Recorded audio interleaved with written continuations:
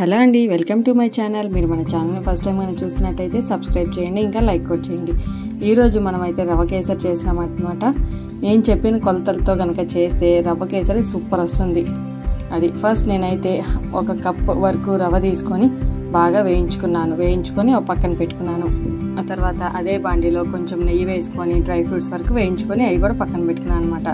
తర్వాత అదే బాండీలో 1 కప్ రవ్వకి 2.5 కప్ వాటర్ అను ఒక 3/4 కప్ పంచదార అయితే వేసుకోవాలన్నమాట.